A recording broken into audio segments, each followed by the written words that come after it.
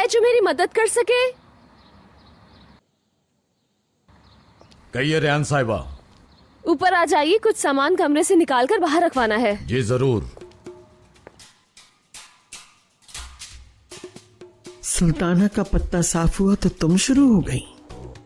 इस घर पे अपनी मिल्कियत साबित करना चाहती हो रेहान?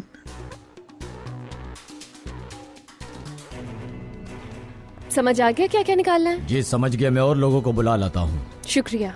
खैरियत तो है बहू साहिबा? जी हाँ, सब ठीक है, बस कमरे से कुछ चीजें बाहर निकलवानी है। हैरानगी की बात तो यह है कि बगैर इजाजत के कमरे से ऐसा क्या बाहर निकाल रही हो?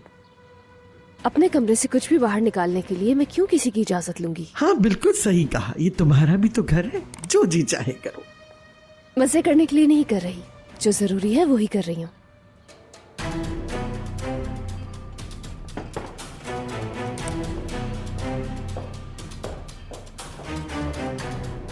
हाजी भाई बात सुनिएगा। जी कहिए रेहान साहिबा। मैंने कुछ चीजें मंगवाई हैं, जैसे ही वो आ जाए आप मुझे बता दीजिएगा, मैं खुद संभाल लूंगी, ठीक है?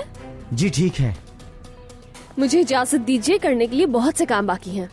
क्या मंगवाया है तुमने? घर की खूबसूरती बढ़ाने के लिए मैंने सोचा कि टेरेस पे कुछ पौधे लगा दूं और किचन की जिम्मेदारी भी अब मैं खुद ही संभालूंगी। बहुत से काम है आज। बहू तुम ऐसा कुछ नहीं कर सकती, ये शादुलो हवेली नहीं है और न ही तुम्हारे पापा का घर है। किस हैसियत से तुम ये सब कर रही हो? अजलान बे खानदान की बहू की हैसियत से।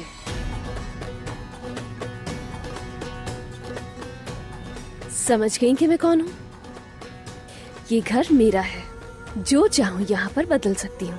मैं जिंदा हूँ अभी। मुझे नहीं लगता मगर, और मीरान के दिल में तो बिल्कुल भी नहीं है। वही मीरान जिसे आपने मरने के लिए छोड़ दिया था।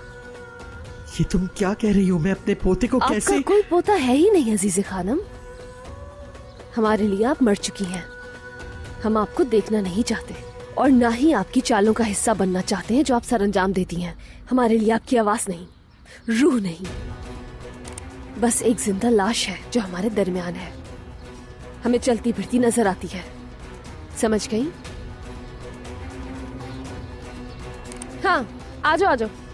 आपकी बातें खत्म हो गई हैं तो काम कर लूं मैं।